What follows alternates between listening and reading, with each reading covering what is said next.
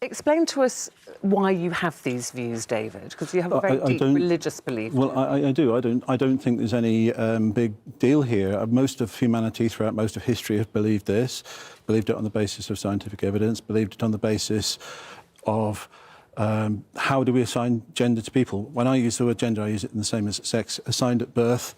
And yes, you mentioned my religious views. I'm a Bible-believing Christian. I believe that God made mankind male and female.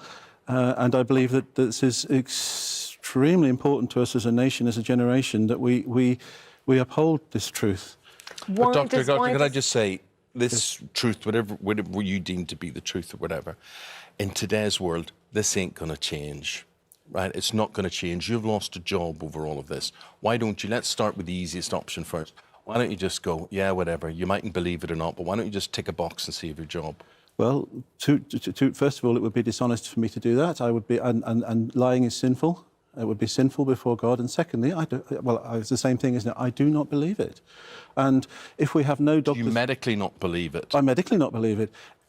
If we have no doctors or nurses with consciences anymore, anything can happen.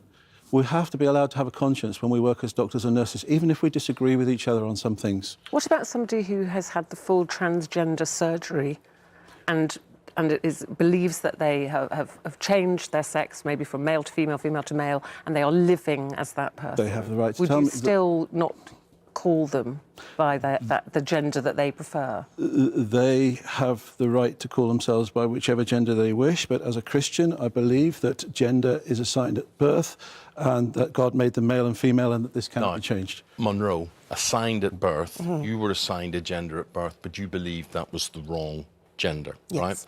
So Monroe, doctor, is the person she is today, but on, I presume, your birth certificate, it says you are a different gender. Yes. Yes.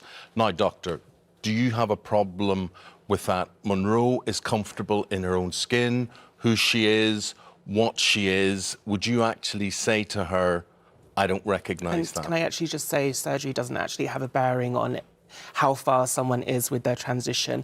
You can be trans and have not even transitioned yet, and that's actually the most crucial point. So the minute when people are their most vulnerable and they need to be believed. See, more this is where it becomes very complicated, very confusing, and actually I think perhaps makes it easier for the doctor, because he's actually saying if physically you are... But that is his job to help people, and he's not doing his job by not helping people. There's never been anybody that I've refused to help, ever, not once. Well, we're talking potentially, aren't we? So, we have a situation here, take Facebook, where we have 78 genders now, I'm told.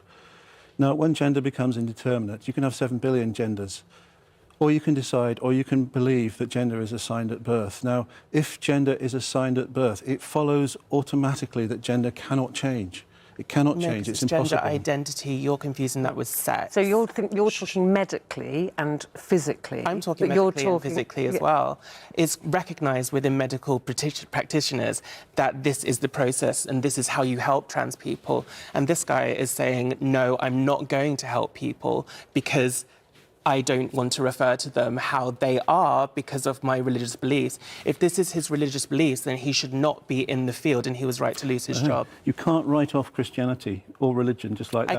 I can. Any religion. I'm not writing off Christianity. I'm writing off religion if that's going to stop you from helping people. You're a public servant. So working for the NHS of taxpayers' money, you should be helping people, not using your own beliefs to play God, essentially. If you remove everybody like me from the NHS, there'll be no NHS left. I'm not talking. You can have your own beliefs, but don't impose that on other people. Okay, but just we have to have people with belief, and they have to be able to hold that belief. Let me say what that belief is in the NHS. Let's talk about practicalities. I'm talking about you imposing that and affecting people that are highly vulnerable and need your help. Okay, they may be highly vulnerable, they may be in lots of situations that they don't want to be in.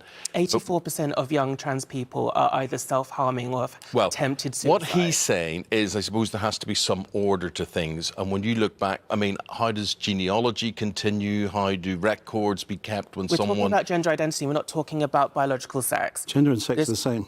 They're not the same, and that's widely accepted. We're living in a gender-confused generation. Our children in our schools are being moved into a gender confusion situation. Our parents need to stand up on this. Our parents need to defend their children. We are in a situation where we are completely changing the society in which we live. But we're not dealing with confusion. It's not just happening, David, that you can't stop it. That's just the world changing. No, it's being driven. People are becoming more accepting of how people feel. Well, that's like something out of George Orwell's 94. This is the way it's always been, but it's not. Throughout history, find anywhere in Christian history other than today when any Christian believed this. You can believe it the Bible. Yourself. You can believe it yourself, but don't impose that on other write people. Off Christianity. No, I'm not writing off Christianity. Christianity. You can practice Christianity on your own time.